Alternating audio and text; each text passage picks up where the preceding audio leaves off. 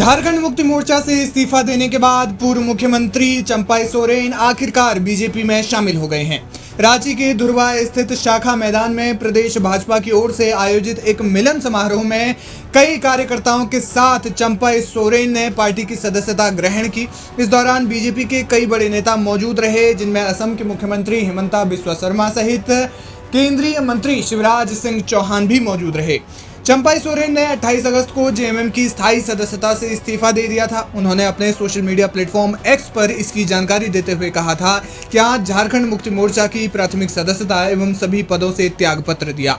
झारखंड के आदिवासियों, मूल निवासियों, दलितों, पिछड़ों और आम लोगों के मुद्दों को लेकर हमारा संघर्ष जारी रहेगा। आपको बता दें कि चंपाई सोरेन ने इससे पहले केंद्रीय गृह मंत्री अमित शाह से मुलाकात भी की थी, जिसकी तस्वीर असम के मुख्यमंत्री हिमंता बिस्वा शर्मा ने जारी की थी। इस दौरान अमित शाह के साथ चंपाई सोरेन और कई अन्य पार्टी के नेता भी मौजूद रहे थे।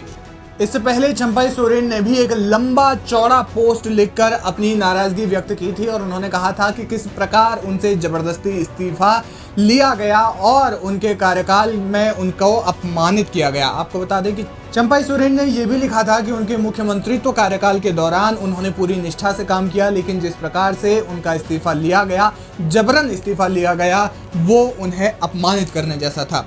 इसके बाद उन्होंने आधिकारिक तौर पर बीजेपी में शामिल होने की बात कही थी। इस मौके पर केंद्रीय मंत्री शिवराज सिंह चौहान ने भी कहा कि टाइगर जिंदा है और उन्हें बीजेपी की कोर कमेटी में भी शामिल किया जा सकता है।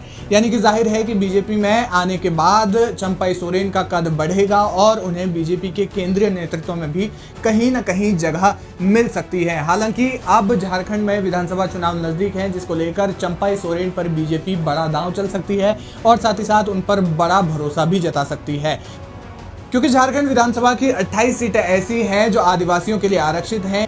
इसलिए बीजेपी को आदिवासी सीटों को साधना बेहद जरूरी है, क्योंकि बीजेपी का वहां पर स्ट्राइक रेट बेहद कमजोर है। माना जा रहा है कि चंपाई सोरेन के आने के बाद से बीजेपी उन सीटों पर अच्छा प्रदर्शन कर सकती है। बहरहाल शिवराज सिंह चौहान ने क्या कहा, आप खुद सुन लीजिए। जिन्हें झारखंड के निर्माण में जी जान एक कर दिया और जनता की पूरी जिंदगी प्रामाणिकता और ईमानदारी से सेवा की, आज वो भारतीय जनता पार्टी में झारखंड के गठबंधन की बेईमान भ्रष्ट सरकार को उखाड़ के फेंकने के लिए आए हैं। मैं उनका स्वागत करता हूं। टाइगर अभी जिंदा है, वो टाइगर है झारखंड के, और उनके साथ मिलकर भारतीय जनता पार्टी अब अपनी सरकार बनाएगी और बेईमान और भ्रष्ट सरकार गठबंधन की, उससे झारखंड को मुक्त करेगी। संगठन में कोई जगह मिलेगी यहाँ पर? हाँ, निश्चित तौर पर मिलेगी। वो बहुत महत्वपूर्ण रोल अदा करेंगे, कोर कमेटी में भी रहेंगे। चंपाई सोरेन के बीजेपी में शामिल होने के बाद से बीजेपी की उम्मीदें जगी हैं। माना जा रहा है कि बीजेपी को कम से कम ये उम्मीद है कि 2025 में उनकी झारखंड में सरकार बन सकती है। अब चंपाई सोरेन पर बड़ा दाव लगाया जाएगा और साथ ही साथ उनको जो जिम्मेदारी दी जाएगी उसका चंपाई सोरेन किस तरीके से निर्वहन करते हैं, ये आने वाला समय बताएगा।